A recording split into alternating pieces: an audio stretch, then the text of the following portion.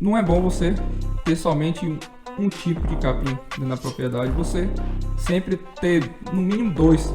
Se a gente tem uma boa disponibilidade de matéria seca em vacas de baixa para média produção, a gente só complementa com o concentrado. Ter a base de fornecimento, como até ele já comentou, a gente faz aqui o controle leiteiro, que aqui é onde que a gente vai ter dados para analisar e ter os resultados, que vai ser a formação de lote e a quantidade de ração que vai ser fornecido para esses animais.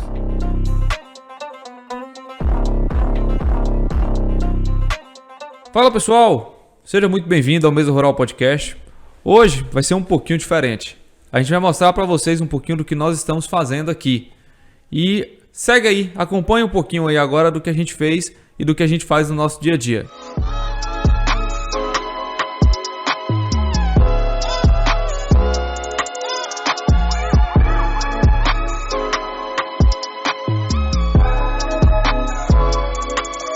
O animal ele necessita de comer volumoso, e o volumoso mais barato que nós temos é o pasto. Mas a gente sabe que na nossa época seca, o pasto ele não é o suficiente. A gente precisa complementar essa parte de volumoso. E a gente, como estratégia, a gente utiliza a silagem de milho. Só que a compra da silagem de milho, ela onera muito, ela é muito onerosa. Por isso que nós optamos por fazer o nosso próprio plantio de milho para a produção de silagem. E a gente utiliza o milho como estratégia ao longo dos anos. A gente utiliza, por exemplo, na recria das bezerras, na apartação. A gente utiliza o milho nas vacas em lactação. Uma vaca que tem uma lactação maior, que é uma vaca que tem às vezes o lotezinho, o primeiro lote seu, você pode estar fazendo a estratégia nutricional, uma vez que você produz a silagem, ela é mais barata produzida. Então você consegue produzir um alimento que você vai conseguir atender a necessidade do seu animal a um custo mais baixo.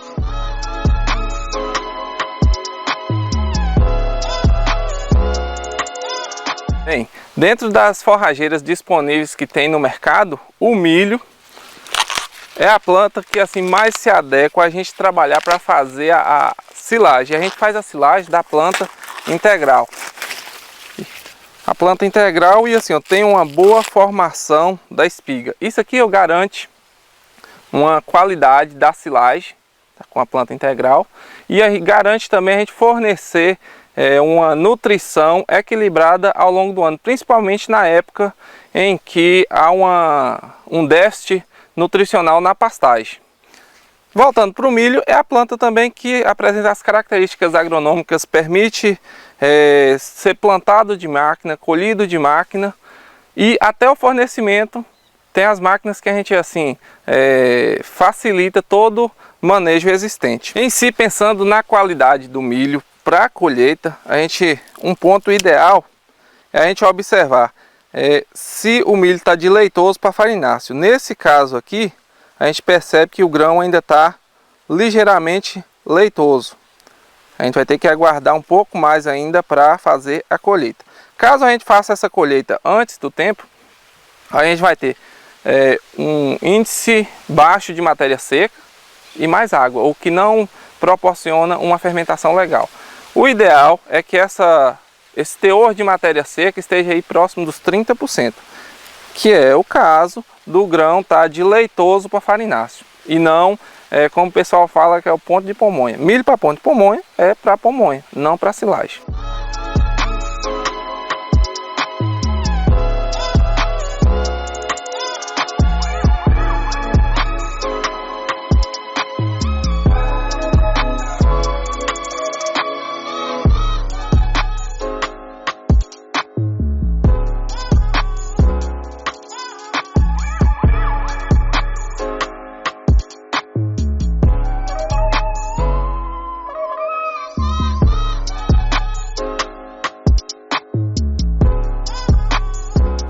A silagem, depois que ela sai de lá, a gente traz ela para cá, onde ela cai da parte alta, ela passa por esse tubo e já cai aqui dentro. Essa aqui é uma máquina que ela trabalha com prensa. Ela vai prensando, de acordo, vai girando. Assim que ela cai aqui, ela vem aqui e prensa. Assim que ela estiver pronta, ela abre aqui a lateral e você retira o saco.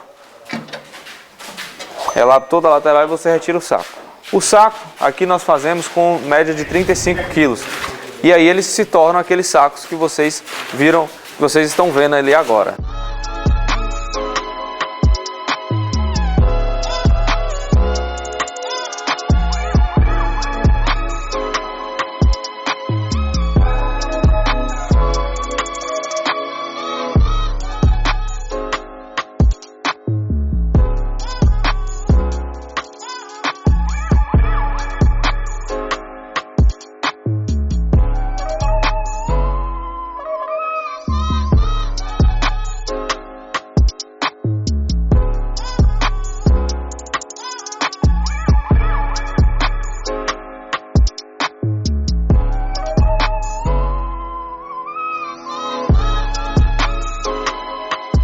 Apesar do saco ele comportar 40 quilos, nós fazemos ele com 35 quilos, porque nós já tivemos a experiência aqui e ele com um pouquinho menos de peso, você consegue amarrar melhor a boca dele. E aí, essa amarração melhor da boca dele proporciona uma longevidade maior à silagem que se encontra aqui dentro.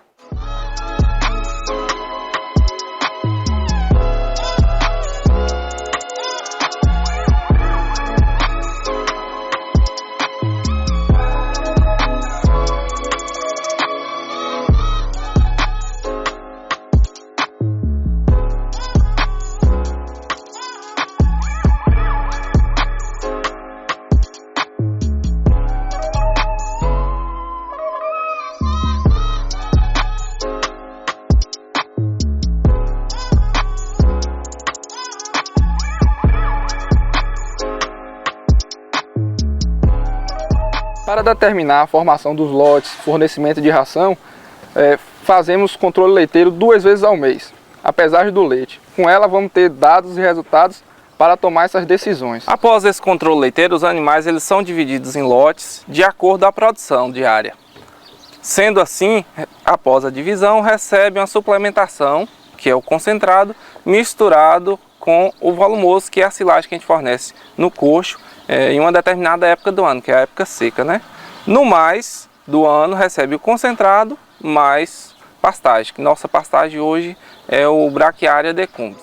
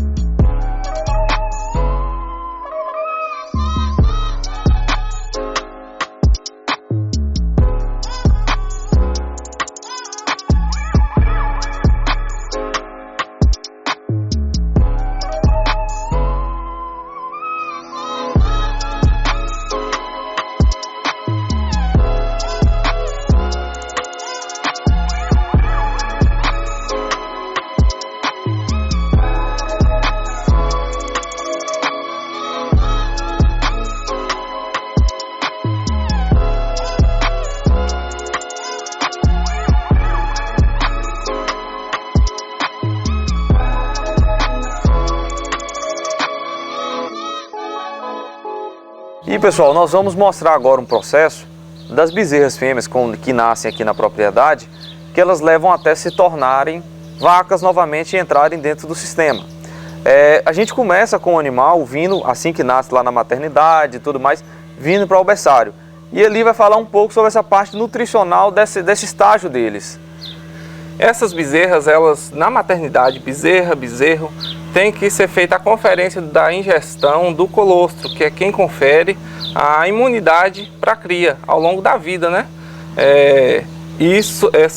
Essa colostragem é importante até as 6 horas. Depois das 6 horas, o animal não consegue absorver as proteínas que estão ali no colostro para a imunidade, já começa a fechar. Depois da maternidade, esses bezerras vêm para o nosso berçário, que aqui faz a identificação, faz a cura do umbigo e continua consumindo esse colostro por uns 3 a 5 dias, depende da secagem do umbigo principalmente.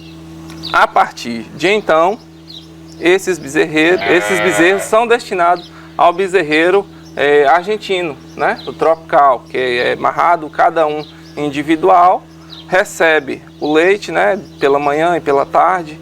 O nosso caso aqui, hoje ainda utilizamos leite e sucedâneo, pensando até no custo, né?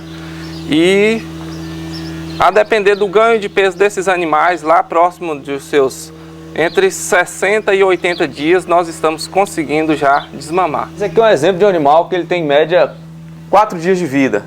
Eles costumam ficar aqui dentro do bezerreiro algo próximo de uma semana, até ter a cura completa do umbigo. Ali o umbigo. Depois da cura completa do umbigo é que vai para o nosso bezerreiro, o bezerreiro tropical, ali fora.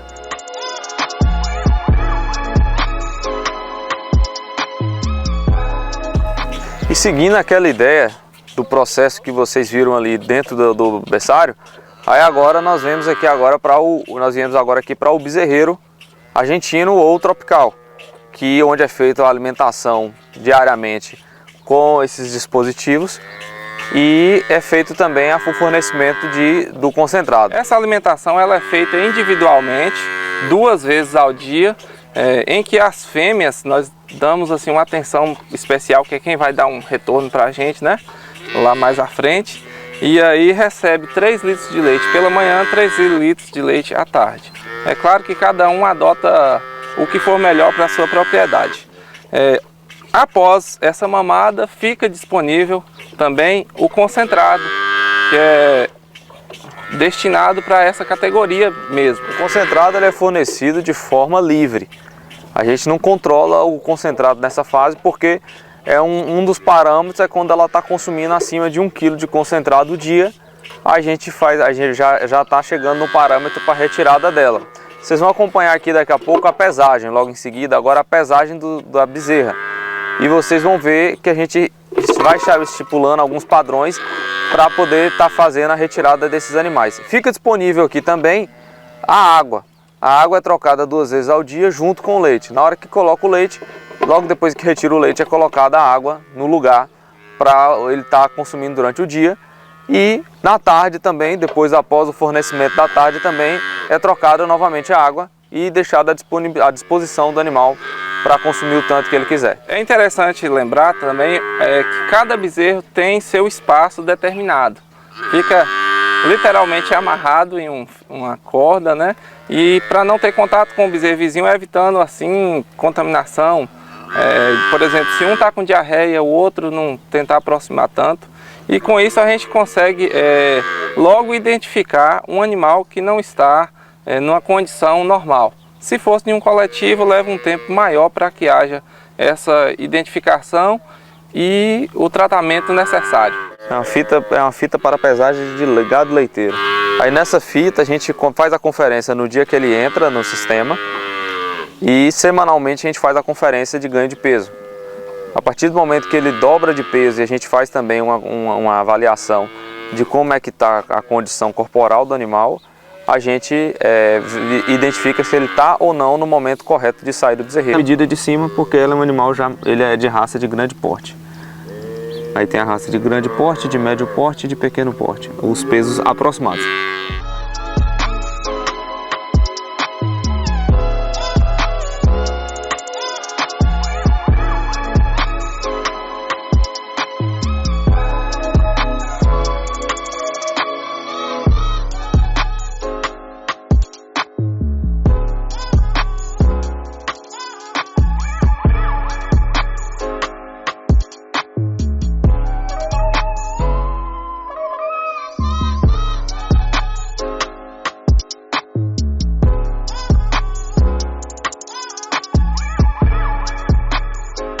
E na sequência, depois que os animais saem do bezerreiro, o tropical, eles vêm para cá, onde eles ficam de forma coletiva, recebendo a nutrição de forma apenas sólida agora.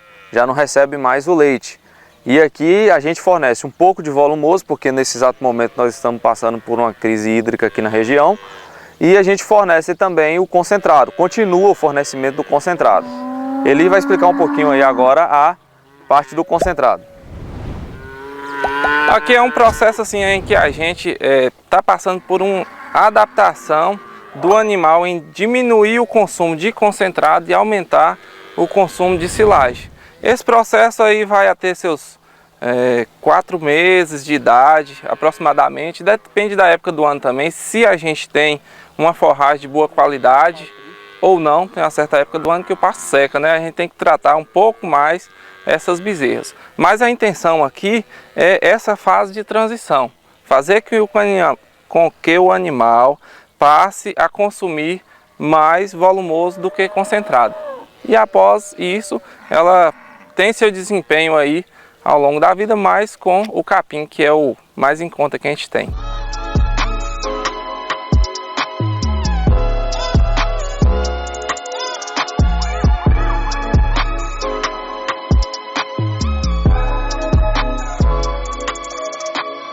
Não adianta investir em genética, investir em nutrição, se a água não for de boa qualidade e mantendo sempre limpa desse jeito. Porque isso aqui é uma fonte primordial para que o animal responda e mantenha com boa qualidade. Fala pessoal, voltamos aqui agora ao nosso estúdio, por assim dizer. E hoje é uma conversa diferente. É um bate-papo aqui que a gente vai fazer interno, falar um pouquinho mais sobre o nosso sistema. E hoje quem vai estar aqui comigo conversando sobre isso é Eli e Júlio. Eles trabalham diretamente aqui comigo no dia a dia. E nós vamos bater um papo justamente sobre essas alternativas para nutrição para o gado de leite, tá bom? Então, não vou dizer sejam bem-vindos para vocês não, que vocês já são de casa. E nós já vamos entrar conversando, falar do assunto. Eli, a gente viu lá no sistema que a gente aplica aqui, essa questão das vacas. Obviamente que a gente tem que começar dizendo que realmente nutrição de vaca de leite, volumoso para vaca de leite, é capim. É capim e é essencial, não tem como fugir disso. Quando a gente foge disso? Quando o capim está escasso ou está de má qualidade, a gente tem que buscar alternativas para que não ocorra uma oscilação tão grande na dieta desses animais. Sim. Diante disso, hoje nós trabalhamos, né, com a silagem de milho produzida na própria propriedade, mas não deixando da base alimentar desses animais serem o pasto. Digamos assim, né, Júlio? A gente tem boa parte do ano, enquanto não está seco, está chovendo, a nutrição basicamente é o capim e a suplementação, o concentrado que a gente fornece no coxo todos os dias dos animais. Mas é basicamente o capim, não é isso? Com certeza, basicamente o capim é mais barato, o capim você consegue manejar melhor e tudo isso vai refletir no custo da produção, né? No resultado. Exatamente. E assim, o que vai além de capim é um complemento nutricional, que é o concentrado, né? Para as vacas em lactação e para alguma outra categoria que tenha essa demanda nutricional de entrar com alguma suplementação aí. No mais, gado solteiro, vacas prenhas ou novilhas, a gente tem trabalhado basicamente com capim e proteinado no período seco, né?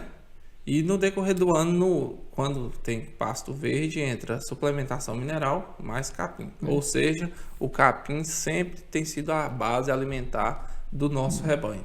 Acho que a gente parafraseia muito aquilo que Alicate disse aqui. Um ruminante foi feito para comer capim. Capim. Ainda outra coisa de ousado. Que o bicho aceita, ele come, né? Mas é interessante você falar isso, ali, porque assim, existe um movimento mundial, não só aqui, que é o movimento de você ter animais alimentados por capim, né? E inclusive lá nos Estados Unidos, eu já citei isso algumas vezes aqui, existe um selo chamado grass feed, que é um animal alimentado por capim. Exclusivamente por capim. Ele nasce, cresce, vai até o abate sendo alimentado por capim. Se eu não me engano, eu não vou falar com 100% de certeza, mas eu vi também agora esse selo para as vacas de leite. Porque não são animais mais...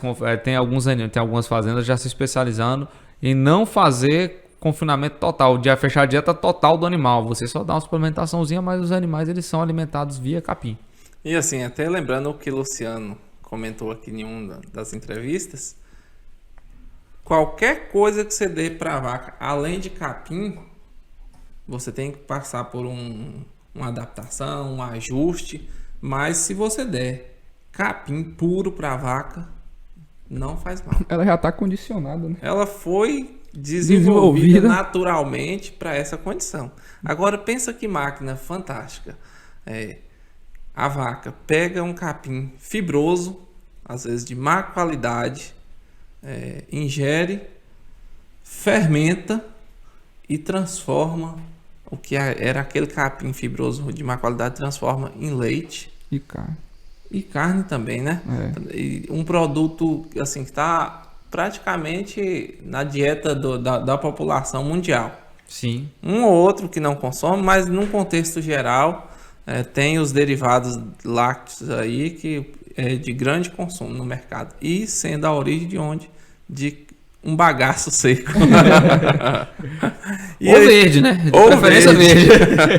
É só para lembrar a importância da vaca de transformar esse material e tá disponível para nossa alimentação. Ô Eli, surgiu uma pergunta lá no nosso Instagram a respeito de quando a gente fala de sistema de capim, de sistema de vaca a pasto, e que é a escolha da forrageira. Aí a gente tem que diferenciar os sistemas, né? Porque existe a forrageira que você vai escolher para você tá alimentando, para você tá colocando irrigação, e existe a que você vai fazer no esquema de sequeiro normal, o comuzeiro. Exatamente. Cada propriedade tem seu sistema, adota um sistema diferenciado. Geralmente para irrigação se trabalha com os pânicos. Ou também tem o tífito. Enfim, cada um escolhe o seu. Mas de forma que busca uma forragem de maior produção e de qualidade superior. No entanto, até no sistema de irrigação, tem uma certa época do ano, no inverno, quando diminui a luminosidade, essas plantas elas não conseguem apresentar a mesma vegetatividade ao longo do ano, como no verão. Com isso, diminui a produção de massa, diminui a capacidade de taxa de lotação naquela área. Ainda assim, é necessário uma reserva alimentar, que seja pasto de sequeiro, que seja silagem, que seja palma, cada um busca a melhor alternativa. Aí já entra naquilo que o Henrique falou na entrevista dele, que não é bom você ter somente um tipo de capim dentro da propriedade, você sempre ter no mínimo 2, porque para quando chegar nessa determinada época, o outro dá o suporte, entendeu? Exato. Hoje na propriedade trabalhamos ainda no sistema de sequeiro, que é através do pastejo direto nos piquetes, só que é com braquiária decumbens em sua maioria. Tem algumas outras variedades de braquiária na propriedade, mas o contexto geral é o braquiária decumbens, em função principalmente da resistência dele diante da seca, né? Tem algumas vulnerabilidades, algumas pragas aí que em algum ano ataca, outro não, mas é o que tem se consolidado nas terras, digamos, itapetinguense, né? Como alternativa, né? É uma alternativa. E outra característica é que assim, ele fecha o solo bem, não deixa o solo exposto à erosão, diminui a incidência de plantas indesejáveis e consegue uma floração adequada no período ali de verão, né, que é quando ele mais emite a semente, e está renovando esse ciclo constante. E é bem aceito pelos animais. Show de bola. Passando agora do capim, nós vamos falar um pouco do arraçoamento no coxo e mais silagem. Que a silagem, quando a gente fala mais silagem, é porque na verdade ela entra um período apenas no ano, ela não entra o ano todo. Não é isso? Exatamente. Essa silagem ela é nossa reserva estratégica. Tem anos que a gente usa mais, tem anos que a gente usa menos. Vai estar correlacionado com a qualidade do pasto e a disponibilidade também. Se a gente tem uma boa disponibilidade de matéria seca, em vacas de baixa para média produção, a gente só complementa com o concentrado.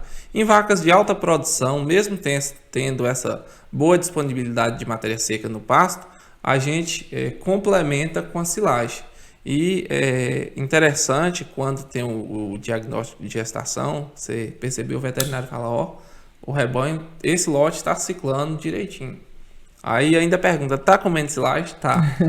Ou seja, se está com a reprodução em andamento em dias, Significa que a nutrição tá... significa que a nutrição tá ok. Tá ok. Porque qualquer déficit nutricional numa vaca de leite, a primeira, digamos, Porta que fecha. a é primeira porta que fecha é a reprodução. Sim. E é bom falar isso também, porque assim, a vaca de leite não dá leite sem ter parido. Exato. Né? Vai ter alguém que vai falar, mas tem os protocolos, gente, tem os protocolos artificial. Mas também não é tão barato. É muito mais barato você fazer você emprenhar a vaca, até porque você tem um produto dela também, né? Que vai vir na próxima geração e que vai substituir essa vaca no futuro, muito provavelmente. Você garantindo a reprodução dela este ano é a segurança de sua produção para o próximo ciclo da vaca, né? No ano que vem. Geralmente 9 meses, não foge disso. Ou seja, ou você tem leite o ano que vem inseminando a vaca agora, dando essa condição nutricional para ela entrar em reprodução, ou na próxima safra, ou no próximo ano, essa produção ela fica comprometida em função da vaca não ter entrado em reprodução. E é importante a gente citar essa questão da reprodução também, porque linka muito com a necessidade de você estar constantemente também suplementando esses animais. Porque assim, se você faz uma suplementação no coxo, a gente observa que além disso, você tem animais com score corporal, você tem score corporal melhor, persistência de lactação maior, e obviamente produção de leite diária maior, tudo isso. E essa suplementação também ela tem um limite. É importante falar isso, que não adianta você chegar e falar assim, vou dar a bica corrida aqui 5 quilos para todo mundo e tá tudo resolvido. Não adianta, não é isso? Não pode. É até interessante você falar isso, porque muita gente às vezes manda mensagem e pergunta, quantos quilos vocês dão pra vaca aí de ração e tudo? A gente não pode assim falar nem para as pessoas levarem exemplo o nosso fornecimento aqui, porque aqui, ó, para você ter a base de fornecimento, como até ele já comentou, a gente faz aqui o controle leiteiro, que aqui é onde que a gente vai ter dados para analisar e ter os resultados que vai ser a formação de lote e a quantidade de ração que vai ser fornecido para esses animais. Então, para dar como base o nosso fornecimento fica meio que complicado. Mas é isso que a gente está falando justamente, né, Júlio? Acho que é interessante isso que você está falando, porque assim, a gente tem que levar em consideração a produção da vaca. A produção da vaca, Quanto mais ela produz, mais ela pode receber. Merece, Existe, assim, obviamente que cada um aqui vai saber do seu sistema, mas existe um númerozinho assim que a gente utiliza em torno de 30%. 30% daquilo que ela produz de resultado financeiro, a gente devolve para ela em formato de arraçoamento. Mas isso, gente, é muito relativo, tá? Cada propriedade é uma propriedade, cada situação é uma situação. Tem vacas que valem a pena você fazer isso, tem vacas que não. E aí vocês, junto com os técnicos de vocês, na propriedade de vocês, procurem entender e saber qual é a realidade. Porque tem vacas aqui nossas que recebem mais do que 30%. Exato. O primeiro lote é o carro-chefe. E tem vacas que não recebem. Se você olhar somente pela produção também, você pode pecar um pouco pela reprodução. E se você olhar só pela reprodução, talvez não compense na produção. Por isso que é importante, isso não é recomendação. A recomendação que eu dou é procure um técnico. Procure um zootecnista de respeito, uma pessoa bacana. Tem os dois, se você é da região aqui, Tapetinga e região, tem os 2 meninos que trabalham comigo aqui, Júlia e Eli, entendeu? Os meninos são bons, procura eles aí, tá? O Instagram deles está na descrição aí, conversa com eles para eles poderem estar fazendo esse acompanhamento ou qualquer outro que vocês conheçam também. Porque o mais importante disso é o acompanhamento. Só para não ficar nada solto aqui, porque é muito perigoso a gente passar uma informação errada em relação a isso, né? Eu queria colocar a situação aqui. A gente no campo foge das exatas, né? E aí não dá para ser exatamente em cima do que a gente prevê, assim, 30%. O primeiro lote, que são vacas, digamos, mais recém-paridas, ou as que pariram por último, elas merecem toda uma atenção, porque elas ainda estão com o rumen limitado em função da gestação que elas tiveram. Pode ser que esteja em balanço energético negativo. É perca de peso, popularmente falando. E está caminhando para o pico da lactação. Essas vacas, elas sim merecem uma atenção maior. Às vezes a gente chega a 35% desse retorno com elas com concentrado. Já os demais lotes, hoje a gente trabalha aqui com 6 lotes. Lá os últimos lotes, como já são vacas final de lactação, geralmente prenhas, a gente fornece apenas a silagem. Não é vaca que está merecendo mais um retorno. A gente tira dos últimos lotes para estar equilibrando nos primeiros.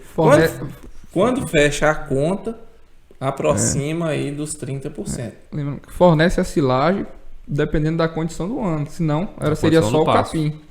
Só porque, o pasto. né, nós estamos falando numa condição hoje que nós estamos... Só para situar quem está assistindo a gente fora do período, nós estamos falando aqui de julho de 2021. Então, em Itapetinga, exatamente agora, está seco.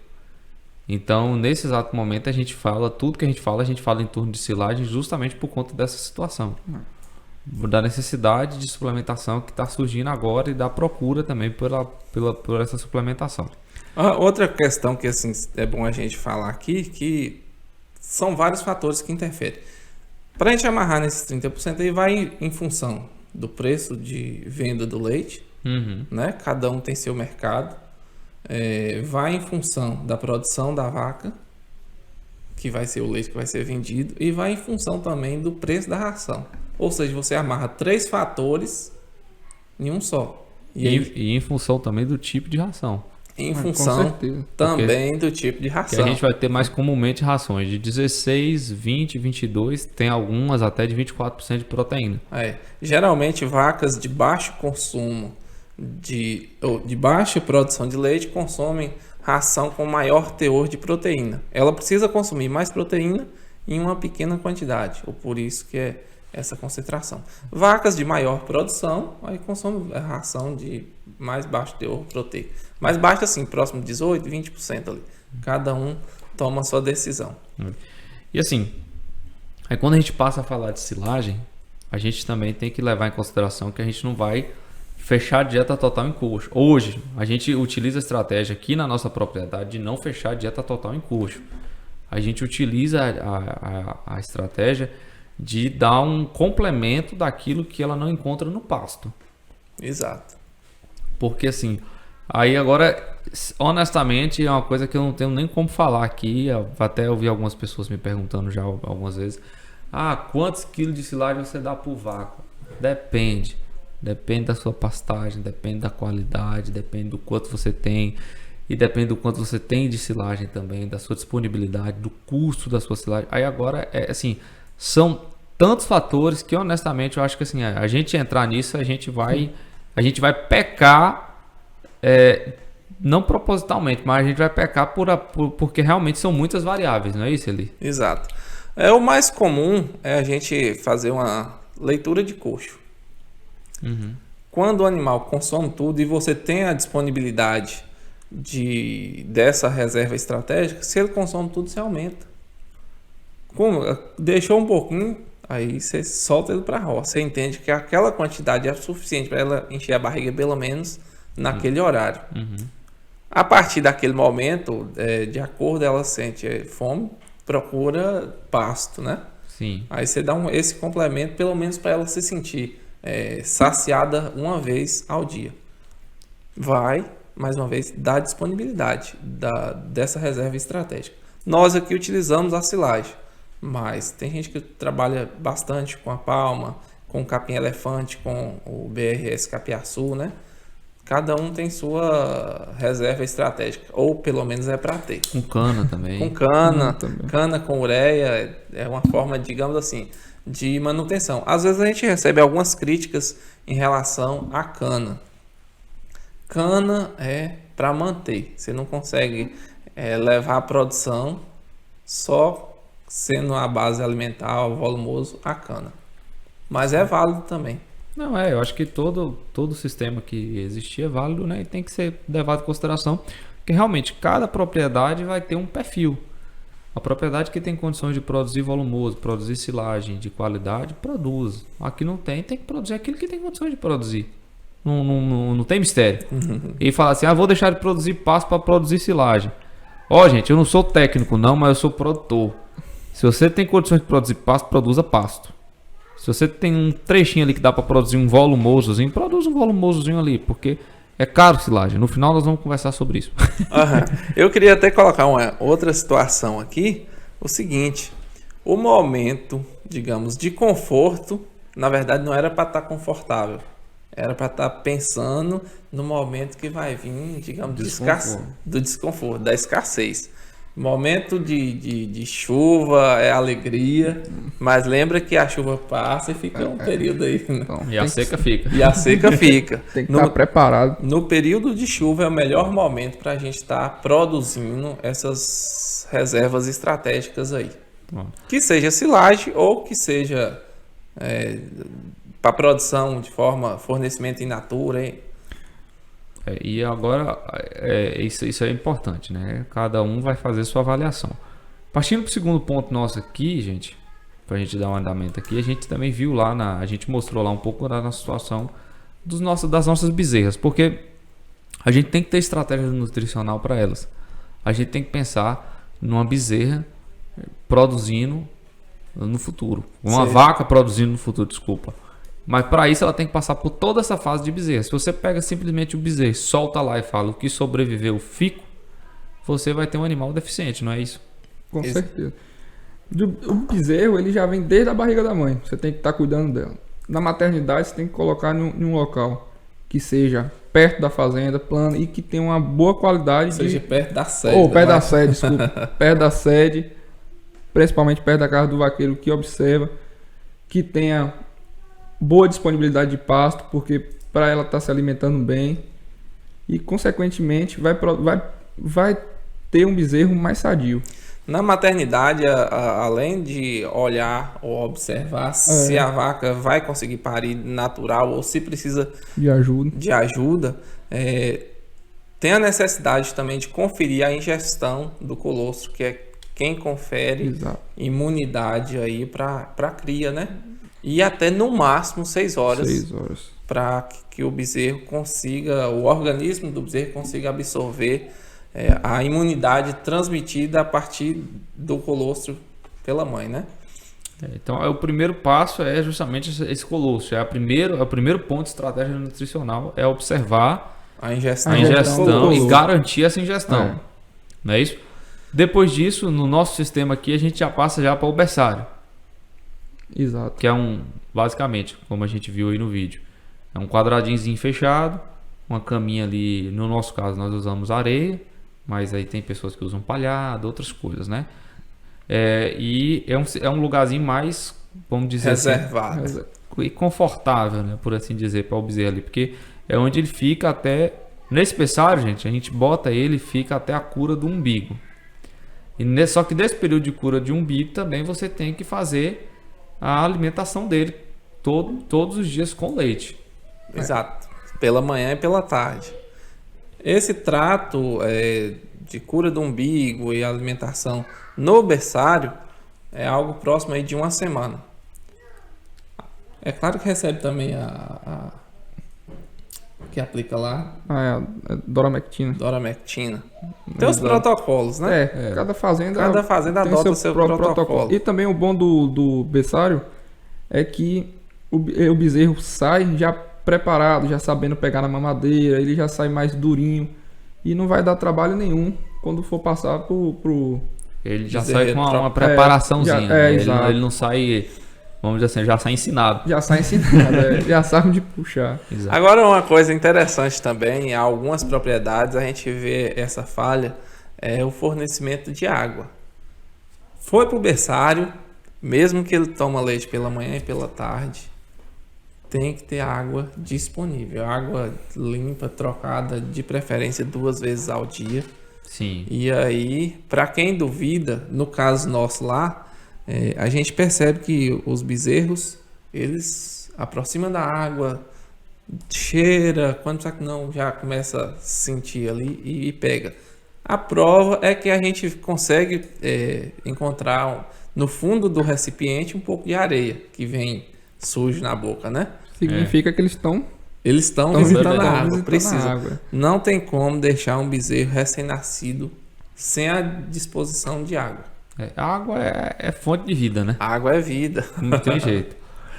Passando essa parte aí do berçário, a gente vai agora entra para o bezerreiro tropical, que foi o bezerreiro adotado por a gente aqui. O argentino também, como a gente dá um mérito aos argentinos. Mas é o argentino, né? E o tropical. Nessa fase aí agora, o trato é diferente. A gente tem a estratégia de metas de peso agora. Agora não é mais uma data. A gente botou que uma semana a cura do umbigo. Essa meta dessa fase é a meta de peso, não é isso? Exatamente. No bezerreiro tropical, eles ficam amarrados, né, no sistema argentino lá, cada um em sua linha, evitando o contato de um animal para com o outro, para evitar contaminação, geralmente por diarreia.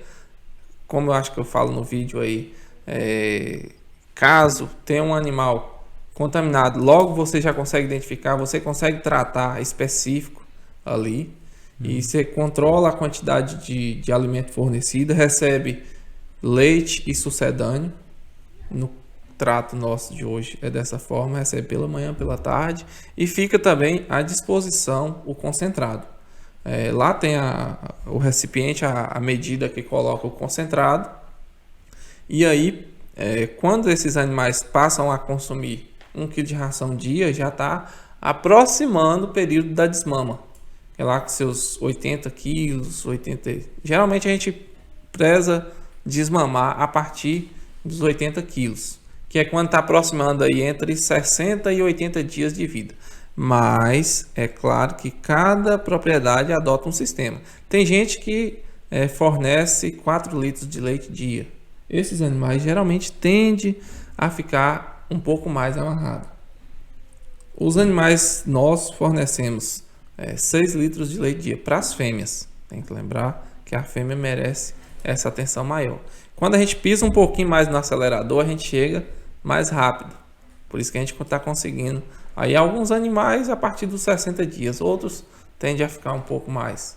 Mas o interessante é peso e consumo de concentrado, porque a partir do momento que a gente desmama ele continua comendo concentrado. Vai sofrer o estresse de não receber o leite. É claro que a gente faz uma fase de adaptação aí.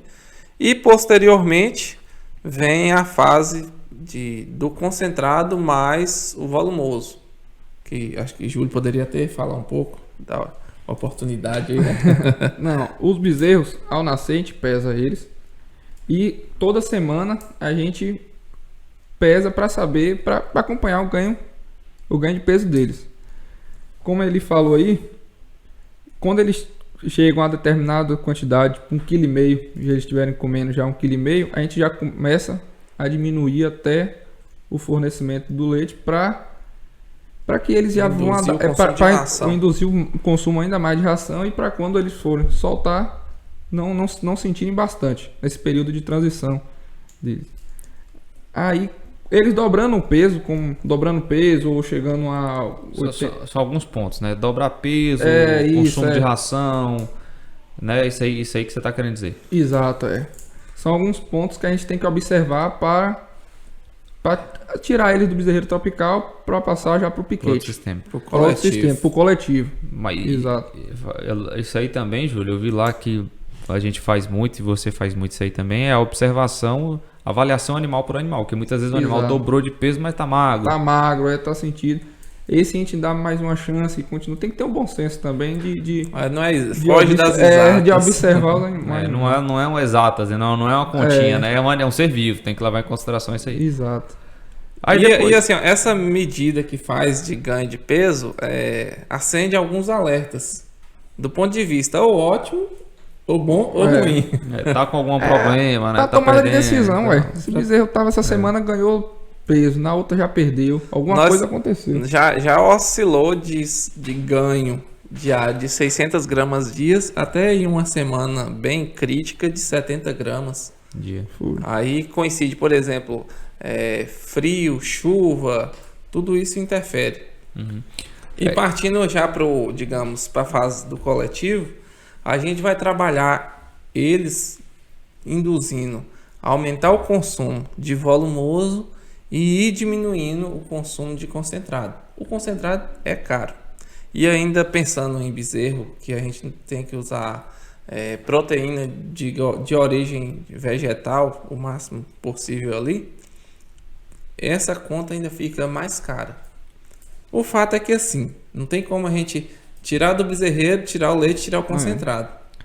Passa por essa fase de adaptação. Hoje, diante da seca e até da disponibilidade também da forragem, a gente trabalha com o concentrado misturado no volumoso. Sim. Sendo que ainda fica à disposição o pasto. O volumoso utilizado, no caso nosso, é a silagem. A silagem. E fica também no pasto. Elas, comer o concentrado e o volumoso ali, posteriormente elas não ficam ali esperando, elas vão pastejar. O concentrado a gente usa meio que uma forma aditiva, né, para induzir elas a ir pro pasto. Sim, Só para estar dando suporte sempre para eles. Aí a gente tem conseguido geralmente tirar esse concentrado e passar para um proteinado por volta das 5 arrobas, as bezerrinhas, né? Aí a partir daí ela já vai pro pasto e aí dá uma segurada sem perder peso. E depois, posteriormente, volta a ganhar. É bem crítico a fase que a gente sai com essas bezerras do bezerreiro, da desmama para o consumo. Tem alguns animais que perdem peso. É um gargalo na fase de recria desses animais. Mas a gente tem que passar por isso. É um processo de adaptação. Quando a gente fala dessa questão de volumoso, a gente percebeu aqui que a gente utilizou muito volumoso com as vacas, a gente utiliza volumoso novamente com os bezerros, nessa fase de transição e tudo mais. Então o volumoso, ele está presente nas épocas de necessidade, como é agora, uma época de estratégia nutricional, ele está presente na cadeia produtiva como um todo. Hoje mesmo que a gente tem uma escassez muito grande de chuvas, nesse período que a gente teve agora, a gente teve uma procura, inclusive, grande na região, de pessoas querendo comprar volumoso, querendo comprar silagem, querendo comprar capineiras e tudo mais. E aí a gente entra naquela questão da produção de volumoso, que é o que a gente tem aqui, que a gente precisa falar um pouco sobre isso, que assim, é onde a maioria das pessoas, como Eli falou aqui agora recentemente, no nosso bate-papo aqui, eu acho interessante, Eli, porque a gente pensa assim, choveu, pronto, esquecemos. Nós esquecemos que a gente, que quando não chove o capim não nasce, o capim seca e por aí vai. E aí a gente estabeleceu algumas estratégias lá atrás quando a gente começou, que foi a gente produzir nosso próprio volumoso, porque o custo do volumoso de produção, nós vamos chegar já nessa conta do custo de produção. Esse custo de compra do volumoso, ele é relativamente elevado. E na hora que você joga esse valor dentro do sistema, para o sistema absorver esse valor, rapaz, é uma bombazinha grande, não é isso? Exato. É até assim uma porta aí, né, que o pessoal tem procurado, a gente sabendo do grupo VIP. Inclusive, pessoal, em outras oportunidades ou semanalmente pode estar entrando em contato através do grupo VIP ou Instagram, tá mandando suas dúvidas, né? Que a gente vai estar respondendo. O grupo VIP é gratuito, quem quiser pode fazer parte. E aí a questão falar da produção de silagem, tem seu Clodoaldo Neto, tem sugerido como é que é feita essa produção, custo, é a dúvida dele, né?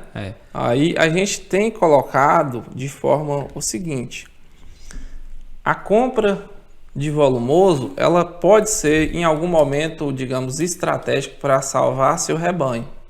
Pensando em produzir leite ou carne que seja, comprando volumoso, economicamente a longo prazo não é viável. E também tem que levar em consideração que a produção de silagem deve ser de forma um pouco especializada, não dá mais para ser braçal. Em algumas propriedades tem a possibilidade de se trabalhar com máquinas, outras não tem.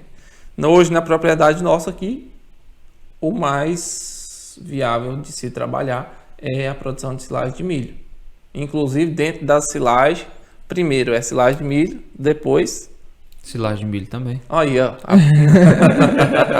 Tá vendo que não é só eu que sei? Eu sou amigo, eu falo assim, rapaz, só tem 3 tipos de silagem boa. A silagem de milho, a silagem de milho e a silagem de milho. Mas é brincadeira.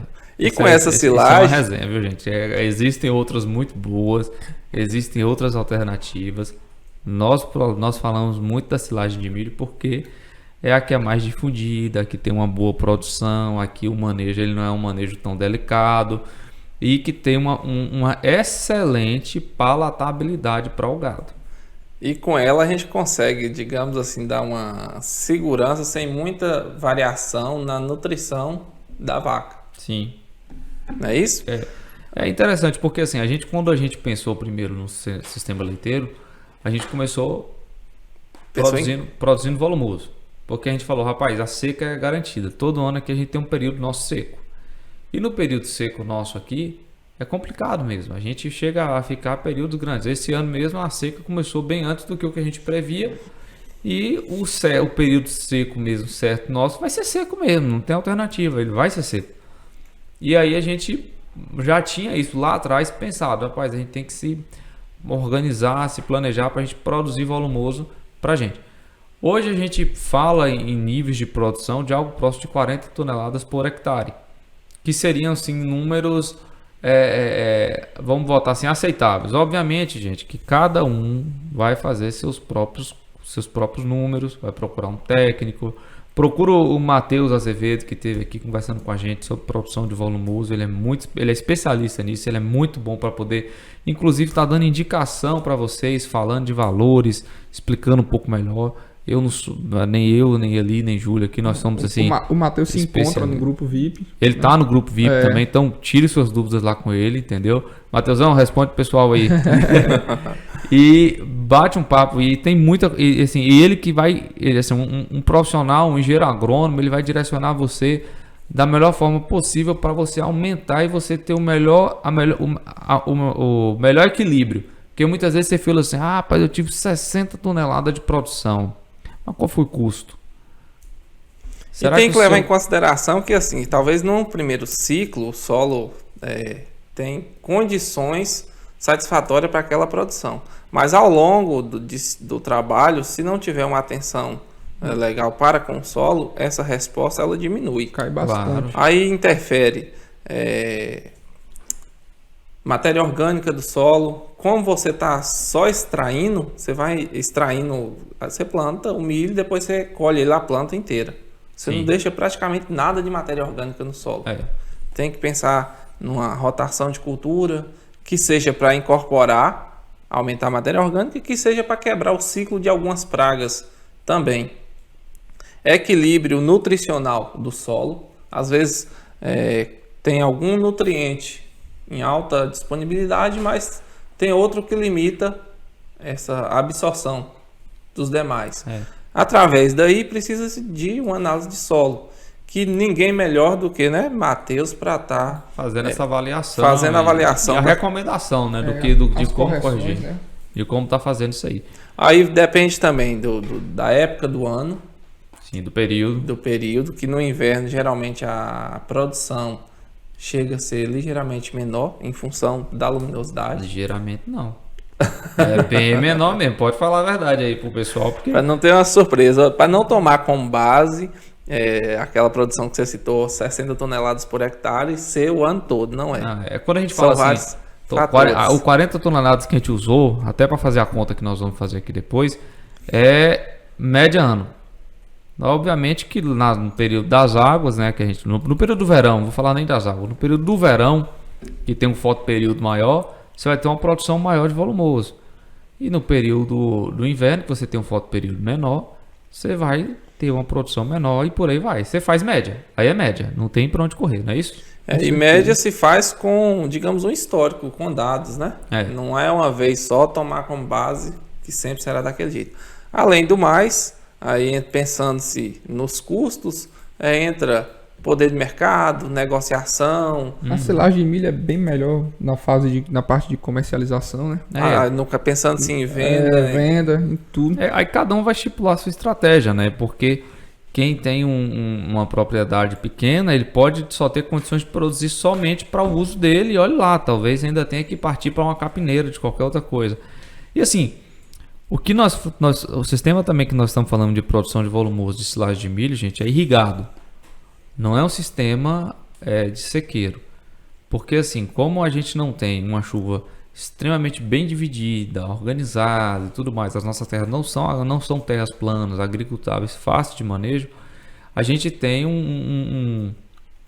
a gente tem que trabalhar com uma coisa um pouco mais certa. A gente não pode trabalhar com uma coisa, se chover e se não chover, você fica muito à mercê do clima, né? Então isso aí também é bom ser levado em consideração, não é?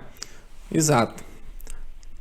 Quem não tem a condição de trabalhar com irrigação, como é o caso aqui, tem que buscar outras alternativas. A palma é uma delas aí. A palma, que o Luciano falou muito bem. Exato. Tem aí também o que está surgindo agora, o BRS Capiaçu, que tem lá seus problemas também, mas que é uma excelente alternativa, que produz bem de sequeiro, entendeu? Dá um volumoso bem ano, você entendeu? Uhum. Então, eu acho que na verdade cada um vai buscar alternativa junto com o seu técnico para poder estar implementando. Quem não tem água, vamos botar, não tenho água para produzir, não tenho condições de irrigar, não vai plantar milho. Milho é ciclo curto.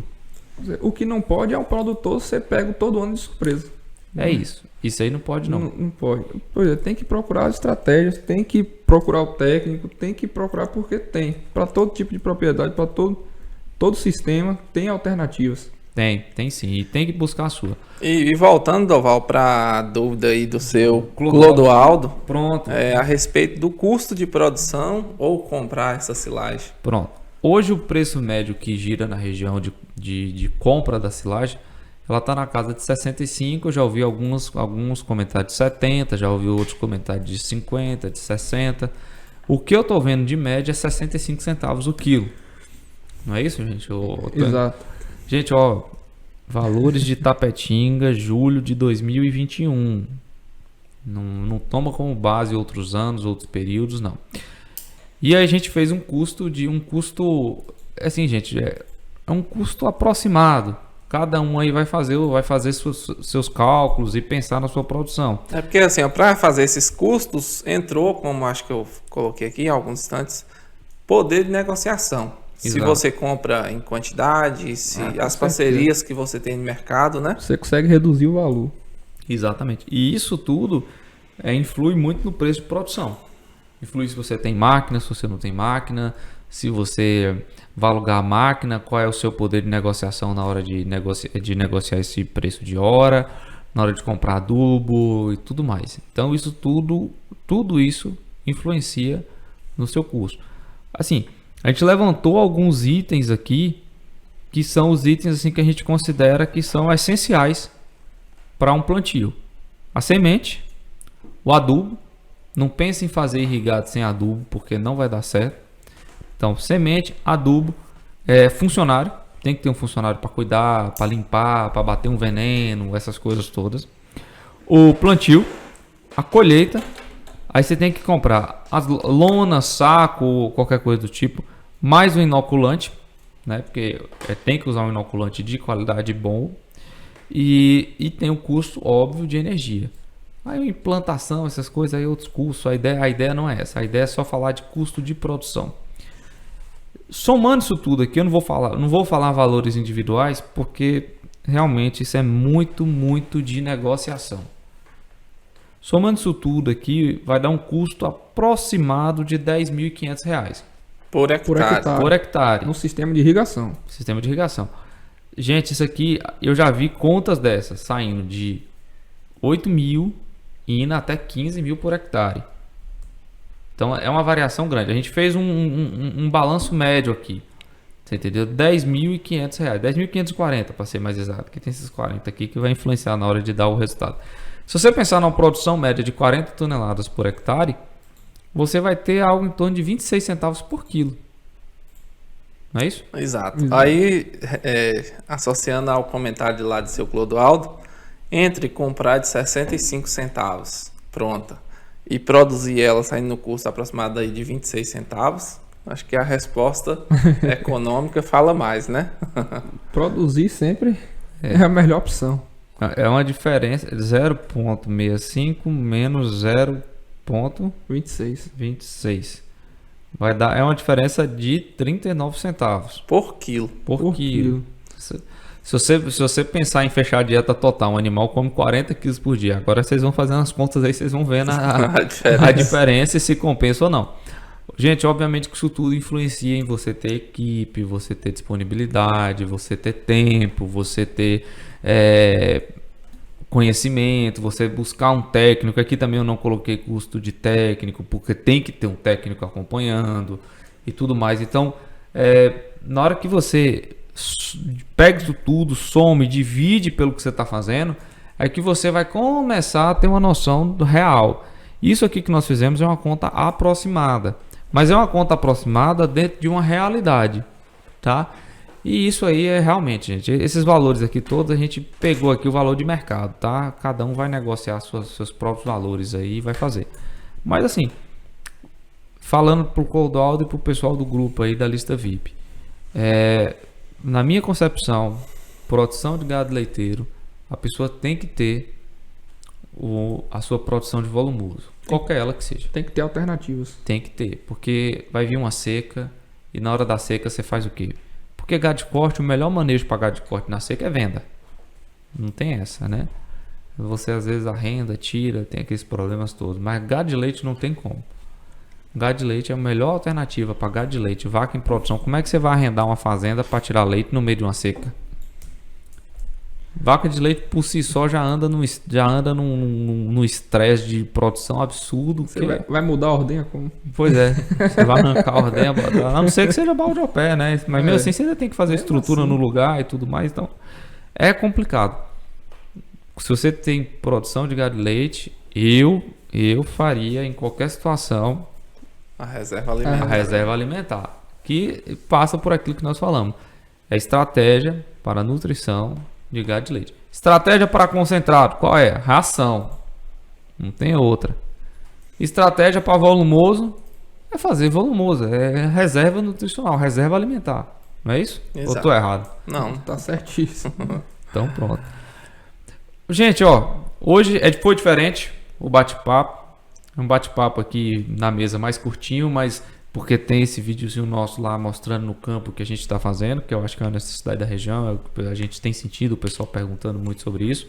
E gostaria de convidar vocês para estar entrando na nossa lista VIP. Não tem custo, é gratuito, é para fomentar isso mesmo, é para a gente poder estar dividindo informações, para a gente poder estar dividindo conhecimento, partilhando isso um com o outro. Se inscreve lá, acesse o nosso site www.mesarural. Lá você vai ter o vídeo da semana e vai ter um linkzinho lá também, bem assim, lista VIP. Clica nele e lá vocês vão só colocar o nome de vocês, o e-mail e telefone. Só essas três coisas e vocês já estão participando da lista VIP. Nela a gente disponibiliza materiais gratuitos que são discutidos aqui, algumas contas, algumas planilhas que a gente faz, a gente disponibiliza. Como a gente disponibilizou na semana passada a lista de Matheus Azevedo, que foi uma planilha muito bacana sobre se vale a pena ou não você irrigar o capim para gado de corte. E tem muito conteúdo acontecendo, tem muita coisa legal. A gente conta com a participação geralmente dos nossos convidados. Tem eu, tem Eli, tem Júlio, tem Matheus participando, tem outros convidados também que vão participar. E não deixe de se inscrever porque tá muito bacana. E o melhor que é tudo em primeira mão. Tudo vocês recebem, e todas essas informações vocês vão saber antes, inclusive, do vídeo estar sendo lançado. Inclusive, pode estar mandando sua sugestão para os próximos episódios, ou mesmo que não sabe qual episódio vai vir, tem dúvida, manda para a gente que a gente pode estar comentando aqui. Se você tem algum técnico, um produtor que você queira que venha bater um papo com a gente, contar sua história, seus resultados também, no grupo VIP você pode estar dando esse nome, que, né, Edoval, que a gente pode estar convidando. Óbvio. E pessoal, pedindo lá no YouTube, se inscreva no nosso canal, dá um likezinho lá no vídeo e compartilha com quem você achar que faz sentido. Valeu? Pessoal, muito boa semana para vocês. Deus abençoe e conte com a gente sempre. Um abraço, tchau, tchau. Mesa Rural agradece e até a próxima. É isso aí.